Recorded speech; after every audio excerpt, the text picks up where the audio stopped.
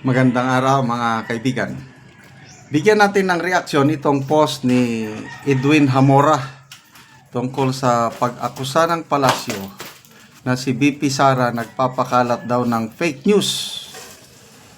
So 5 hours ago na post ni Mr. Edwin Hamora. So, sabi niya, sabi ng palasyo, si Sara ang source ng fake news about Liza Marcos regarding Tantoco's alleged drug overdose death. Anong fake doon? Paki-explain. Okay. So, yung pahayag ni BP Sara, ang basihan niya is police report. At dahil sa police report na yan, na ibalita ito sa Los Angeles, California. Ako, may nabasa akong mga post noon, I believe galing ito kay Dean Chase, yung vlogger na nakabase sa California, na siya yung talagang nag-expound o nag-post tungkol nito. At may nabasa ako na post balita sa LA tungkol sa pagkamatay ni Mr. Tantoco. Na yun na nga, nag-request yung medical examiner ng drug testing doon dito sa biktima. So, ang tanong, meron ba talagang police report? Kasi yun ang basihan ni BP Sara. Hindi naman siguro basta-basta magsasalita si BP Sara kung hindi niya na-verify yung existence ng police report. May mga vlog ni Dean Chase na panood, na rinig ko, na sabi niya may mga hawak siyang dokumento. And I believe, ito, opinion ko lang, hindi ko man nakita na ipinakita ni Dean Chase. I believe may mga hawak na dokumento si Dean Chase. Baka isa na ito yung police report. Kasi kung may police report, talagang credible yan. Hindi ka basta kung iba ang police sa Amerika. Talagang matitino mga police report nila dyan. So, ano ang basihan ng palasyo na nagpapakalat si BP Sara ng fake news? Kung totoong fake news, kakasuhan ba nila si BP Sara? Baka nga. Sige, mas mabuti kung kasuhan nila para magkaalaman. Okay, magbasa tayo sa mga comments, ano?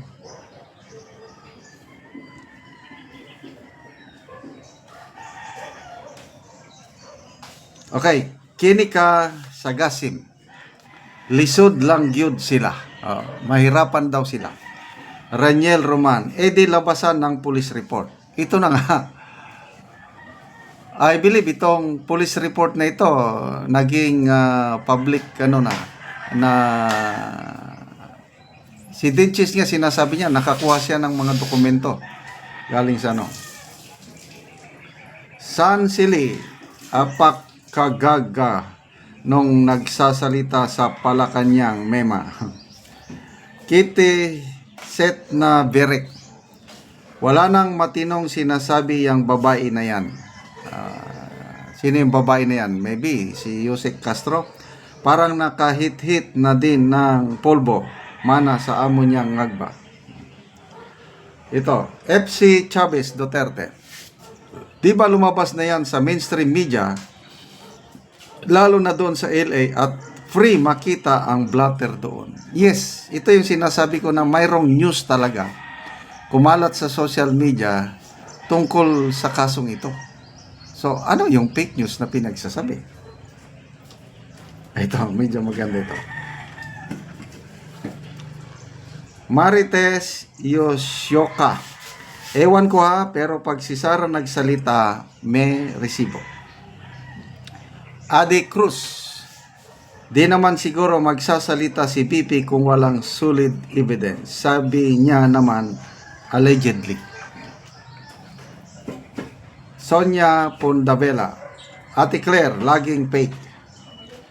Dalia Monro, may patay na nga, fake news pa para kay Ate Claire, ibang klase din. Yun na nga. It's a fact, namatayan tayo ng kababayang Pilipino at masakit yun. Kasi, sa mga nabasa kong si Attorney Topacio nagsabi diyan na talagang mabait, matino daw na tao yung si Mr. Tantoco. Kaya sabi niya, wag kayong let's respect yung pamilya. Matinong tao yan, yung si Mr. Paulo Tantoco.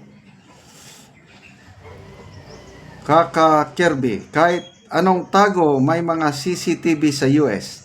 Malalakas ang audio, dinig na dinig ang sanlibutan. Oh, Lisa, ano ang ginawa mo?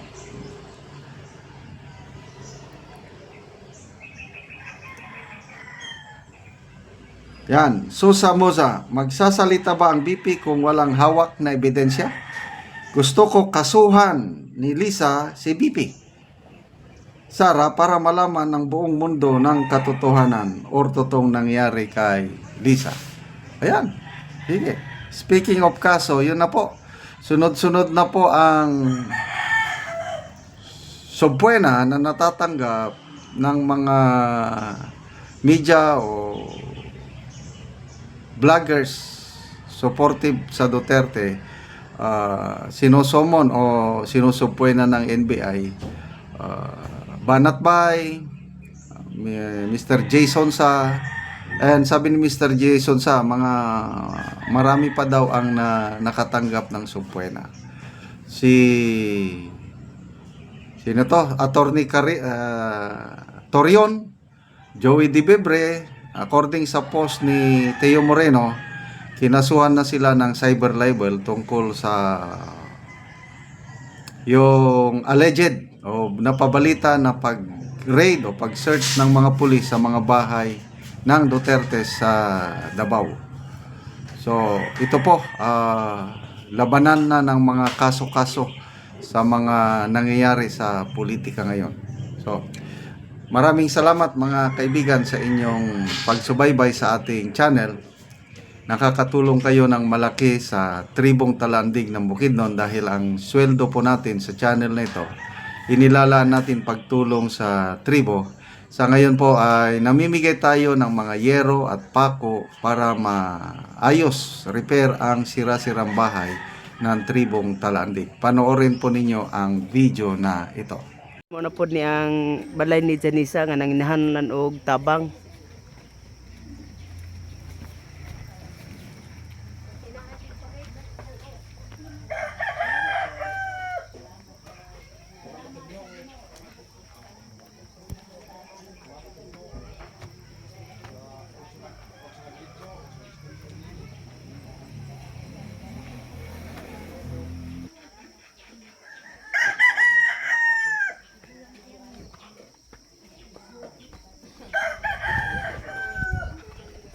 Ayo!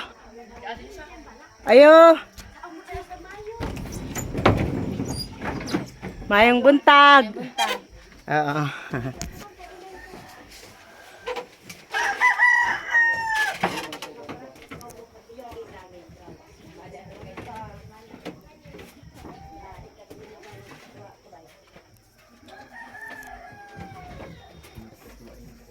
Pila na din ni katuig ang inyong balay? 5 years naman 5 years. Oo, karon manguha na mo og kahoy. Kay matagaan na mo og sin lansang pa ko plensin. O manguha na gid mi. Salamat kaayo sa Ginoo. Ug sa nagatan og video ug sa nag-sponsor ani nga matabangan ng gid mi. Inaot nga ang nanginanlan ani nga matabangan na gyud nga sama na namo nga gawdanan ng among balay. So nanginaot ko nga tabangan na gid mi kay ang among balay na buslot na ug na nami. Og maura na og salamat gid kaayo naot nga matabangan nami. Oo, so salamat kayo. Matagaan na mo og yero. Oh. Oo.